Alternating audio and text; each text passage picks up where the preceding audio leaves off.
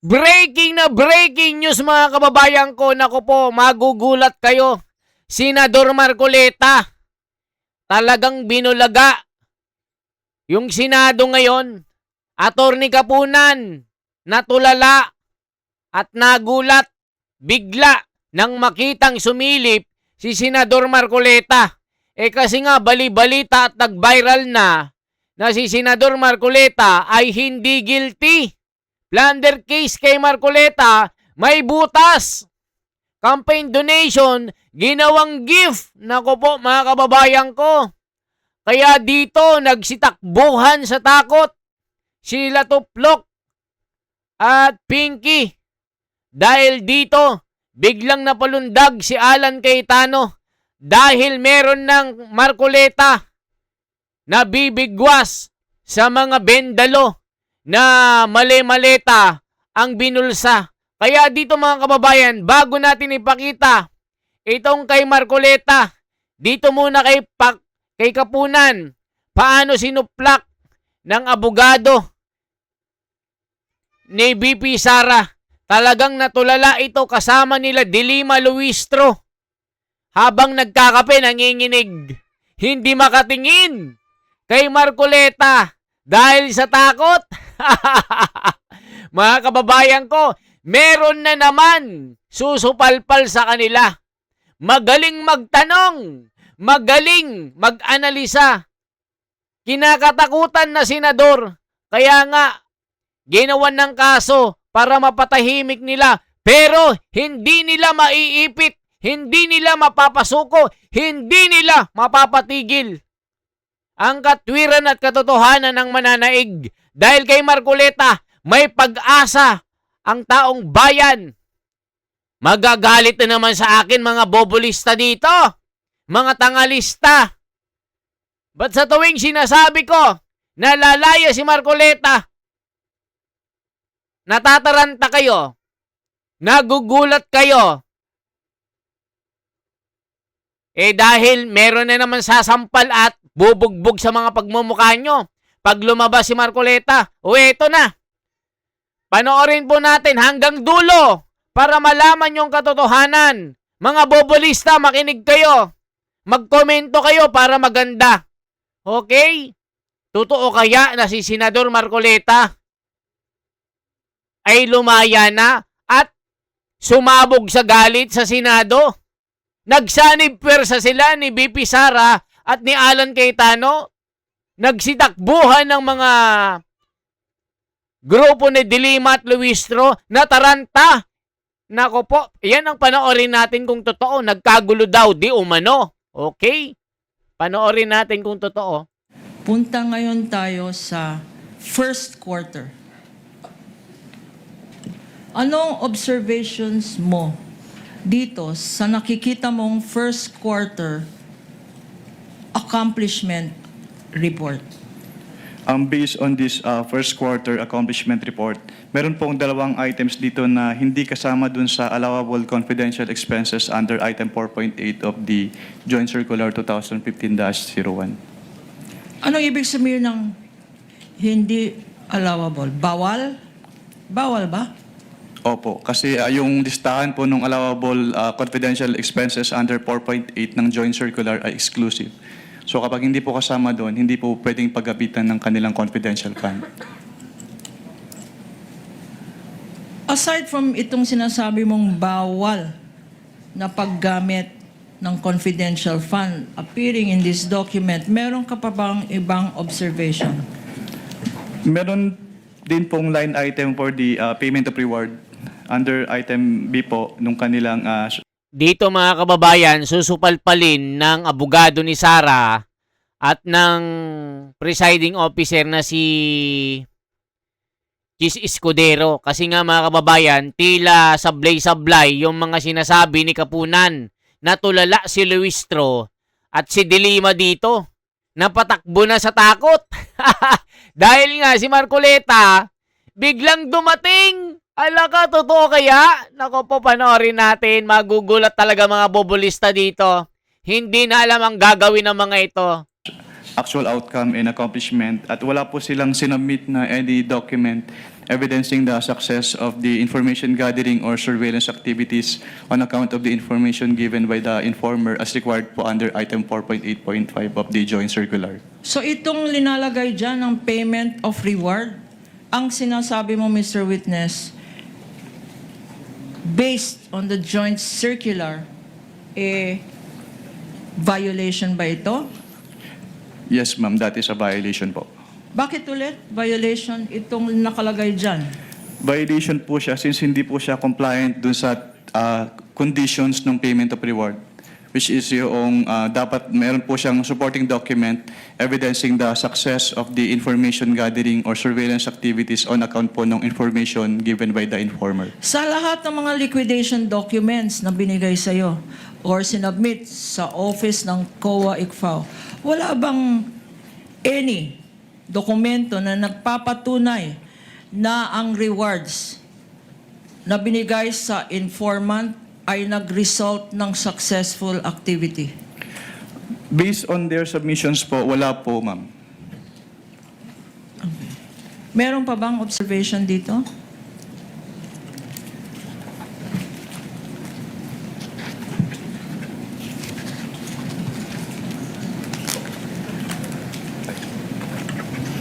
Wala na po. Punta naman tayo sa accomplishment report ng second quarter. Exhibit P-1-7C.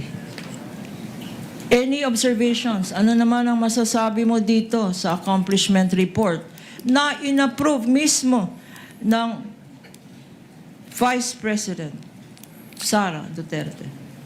Katulad po nung naunang accomplishment report, meron din po silang line items for provision of medical and food aid at payments of incentive or traveling relative to the confidential operations na hindi po among the allowable confidential expenses under item 4.8 of the Joint Circular 2015-01. Sinabi mo na meron nakalagay dyan medicines. Bakit sinabi mo na bawal o hindi allowed ito Dahil sa joint circular? hindi po siya kasama dun sa exclusive list of allowable confidential expenses under item 4.8 po. Ano pa ang na-observe mo dito? Meron din pong line item for the payment of reward for 12 million pesos, pero hindi po siya suportado ng any document evidencing. Your Honor, objection. I beg the indulgence of the... What is the objection of counsel? Your Honor, I gave some leeway earlier to the witness, but we moved to strike out the witness, strike out the answer of the witness as far as the payment of reward is concerned. Kasi ang pinag-uusapan lang naman natin dito, on its face, kung merong mali sa utilization of confidential intelligence funds in terms of the accomplishment report. He is now going into the findings, which is not part and parcel of this form, which is the accomplishment report, Your Honor. So, Not yet part of it. not yet. So what I'm saying is the payment of reward by itself is not a violation. Indicating the payment of reward here by itself is not a violation of the joint circular, Your Honor. Because we are not yet, if at all, at the AOM level Exactly, and or notices. But kindly reform, counsel. Objection sustained.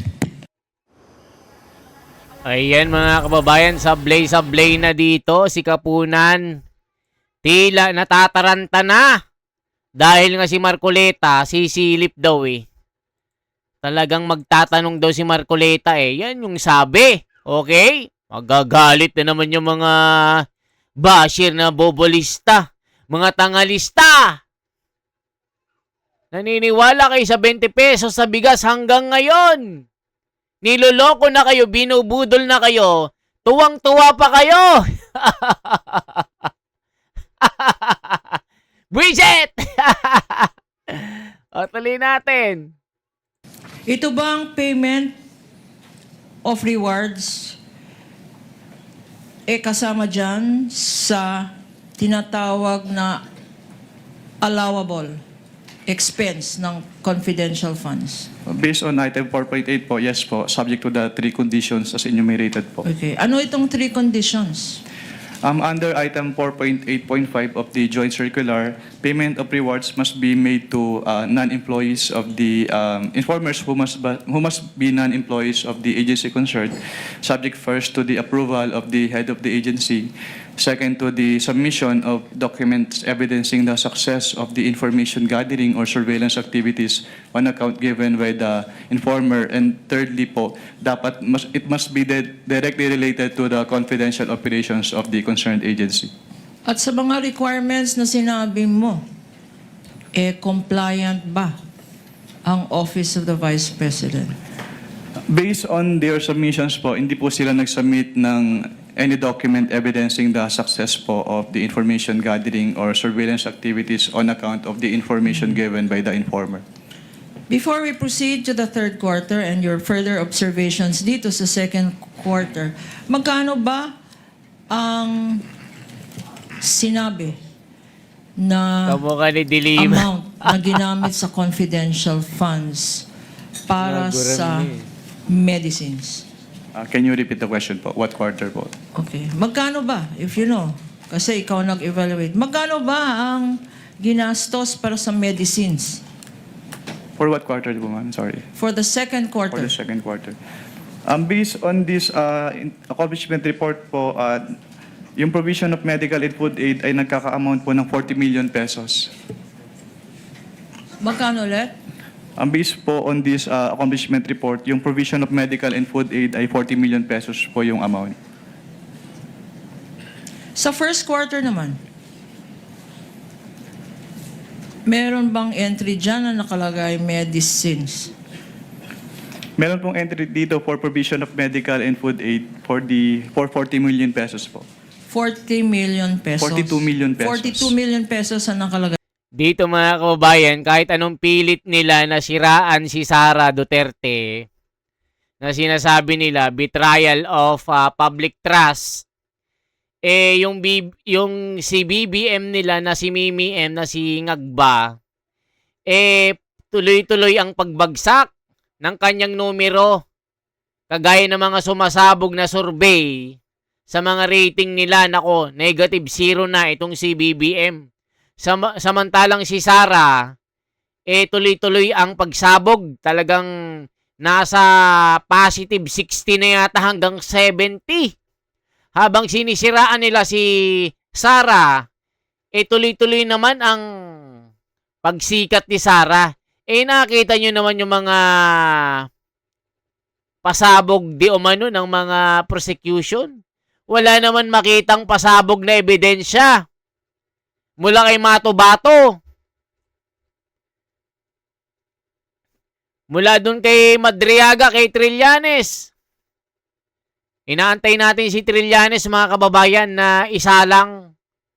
Naku, mga kababayan ko, imbes na gumanda ang rating ng mga ito, lalong magigiba Talagang si Sara talaga yung gusto ng tao na maging presidente, no? Ang ginagawa nila parang fishing expedition talaga. Gagawin din nila ang ginawa kay Marcoleta, kay Sara, gaya kay Cayetano. Hala ka! Yari na. Napakaitim ng mga kaluluwa nyo. Dyan ngayon. Yes, ma'am. Sa accomplishment report na yan, meron bang in-attach ang Office of the Vice President? First and second quarter na in-identify, meron ba siyang in-attach mga dokumento na nagpapatunay na ginastos talaga yung 42 million na yan for the first quarter and 10 million na yan for the second quarter for medicines alone, Mr. Witness? Meron bang attachment itong accomplishment report na sinubmit? Wala po silang in-attach na any document po supporting yung kanilang payment for medicine. Okay. Earlier, minention mo, meron ring gastos for traveling. Magkano naman yun, Mr. Witness? For what quarter po, ma'am? For the first quarter muna. For the first quarter po, yung kanilang payment of incentives or traveling relative to confidential operations ay 10 million pesos po. 10 million pesos. At again, tanong ko, sa expense na 10 million na yan for traveling expenses, meron bang in-attach na mga annexes? John, para explain, paano ginastos? Sa travel lang 10 million. May mga attachments ba? Yung accomplishment report na yan. Wala po silang in-attach. Hindi na-explain itong 10 million, Mr. Witness? Walang official receipts attached? Meron ba? Wala pong official receipts na attach. Any other observation sa second quarter?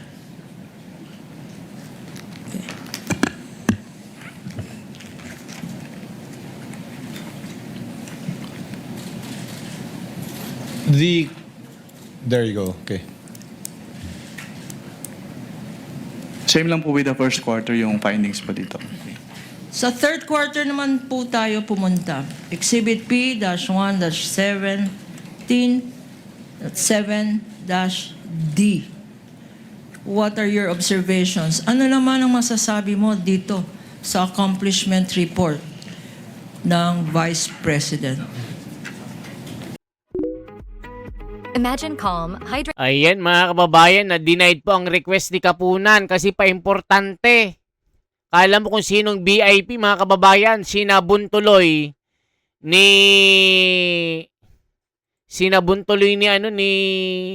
ng abogado ni Sara at saka si Chis Escudero. Tignan nyo mga kababayan na ito po. Nasabon po ito. Tignan nyo, pa-importante kasi. Tignan nyo ha.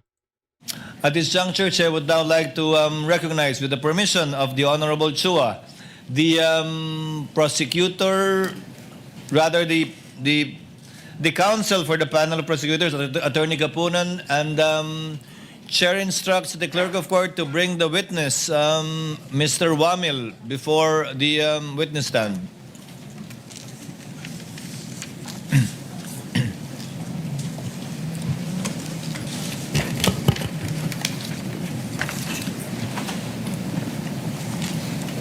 Mr. Wamil, it is understood that you will be continuing with your testimony under the same oath that you had and did yesterday. Do you understand that, sir?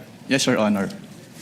Attorney Kapunan, counsel for the panel of prosecutors, you may continue with your direct examination of the witness, Mr. Wamil of the Commission on Audit. Thank you, Your Honors. To the Senate, impeachment judges, and to the presiding officer and Senate President,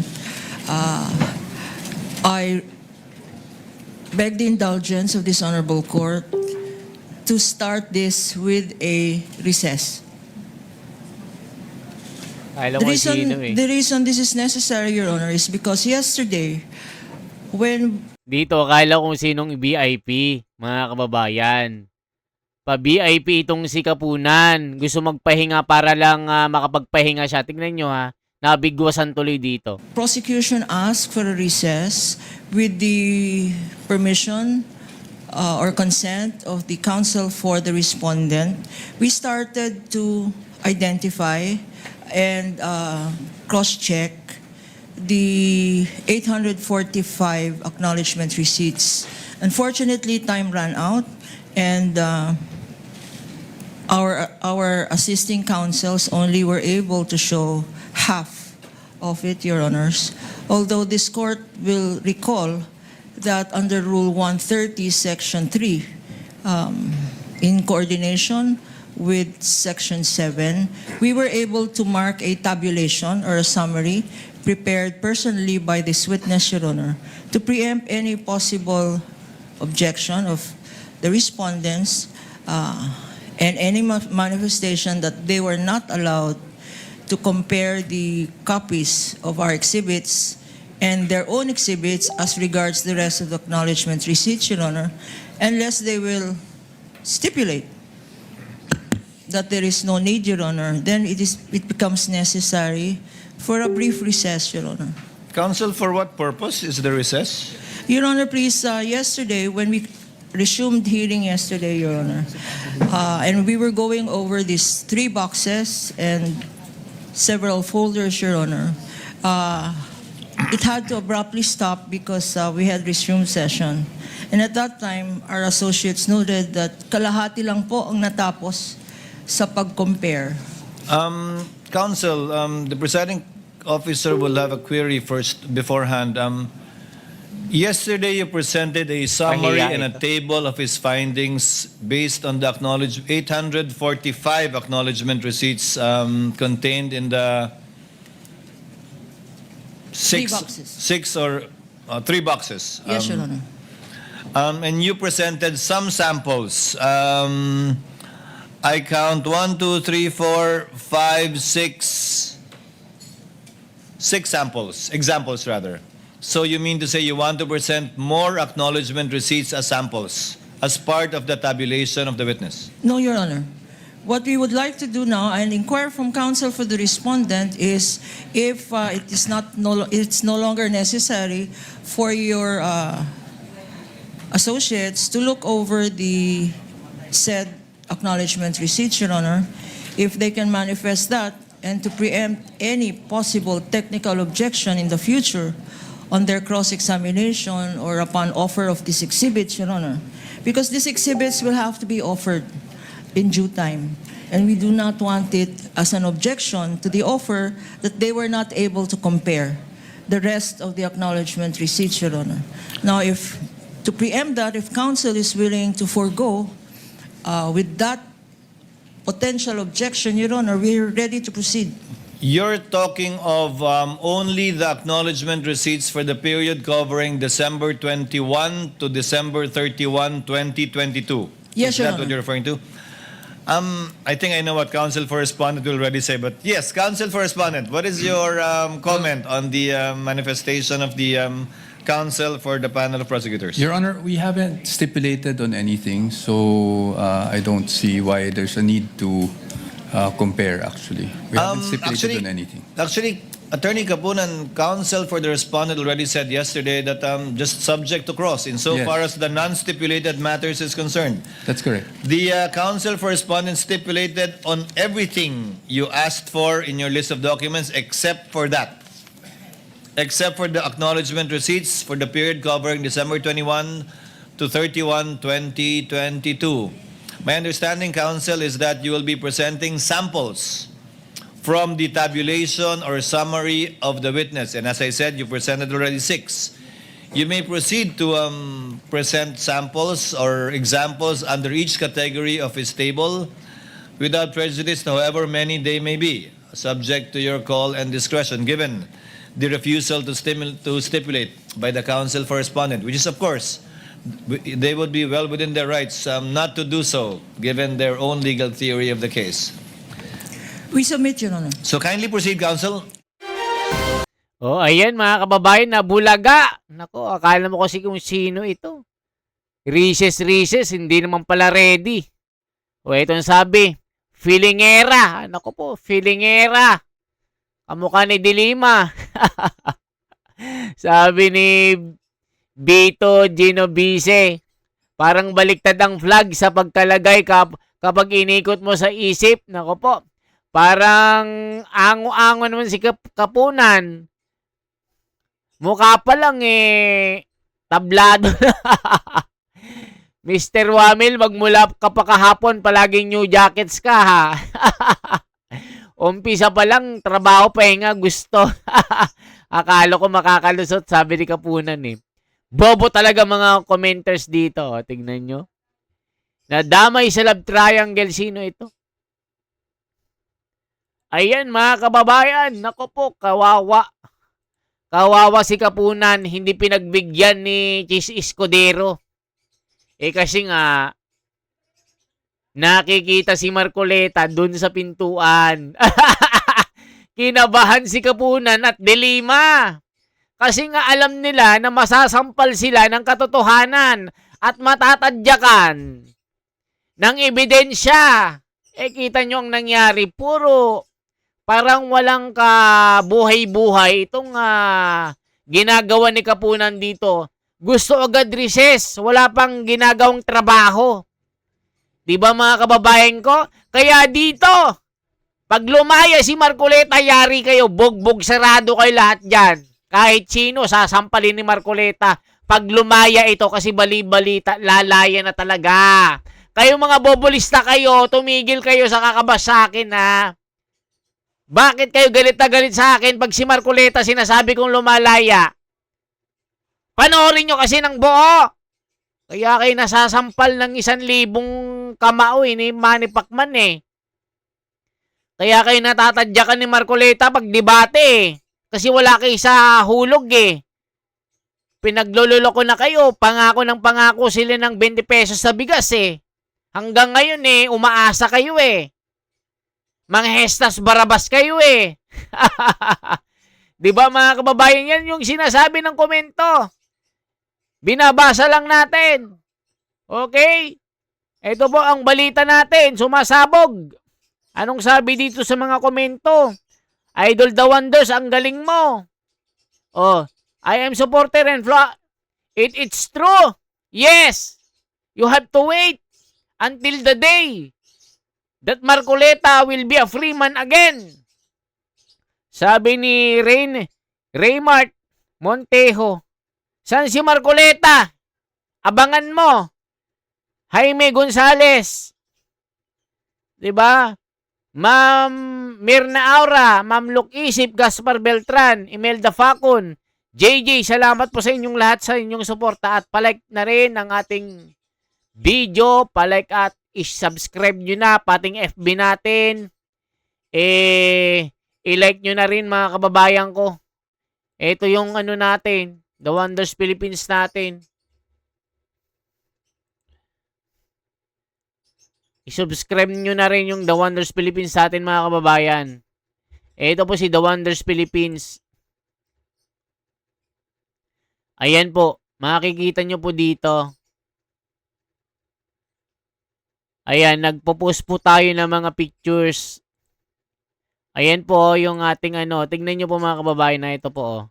Ayan o. Makikita nyo dito. Makikita nyo po dito. Yung ating FB. Tingnan natin mga kababayan na ito po. Pakita ko sa inyo. FB The Wonder. Ito po. Para po malaman nyo lang na meron tayong FB. Okay? Para po i-subscribe nyo po ako dyan kasi mga bobulista yung mga nagko-comment. Binabash ako. Lagi daw akong Marcoleta ng Marcoleta. Totoo naman na mga kababayan na. Supporter naman talaga tayo ni Marcoleta. Ayan o. Ayan mga kababayan o.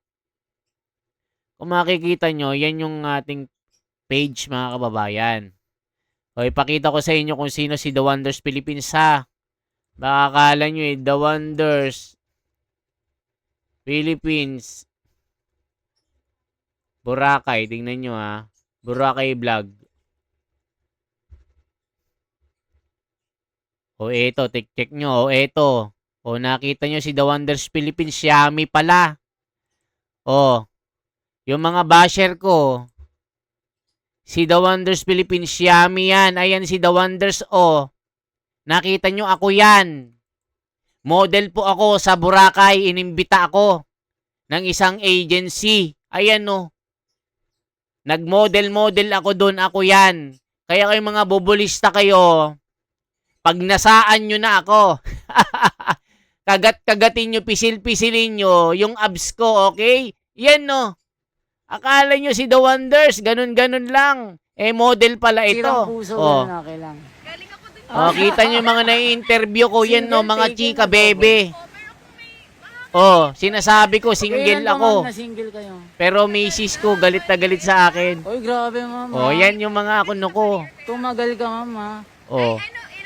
Yan yung ano ko, yan yung mga ini-interview ko sa Boracay nung panahon ni Tatay Digong. Kaya kayong mga bobulista kayo, mainggit na kayo. Pangatlong Aldo Kimbora. Maranong Wonders Philippines po, ayan, load din natin. Itong viral Yan si The Wonders Philippines, sa... Yan si The Wonders Philippines, Yummy. Ang ganda ng Dolomite Beach natin. Bakala nyo, Boracay doon lang. Akala nyo, yan si The Wonders, kita nyo, poging-pogi yan. Akala nyo, mala Piolo Pascual yan, na mala Jericho Rosales. Huwag kayong mainggit ha. Yan no.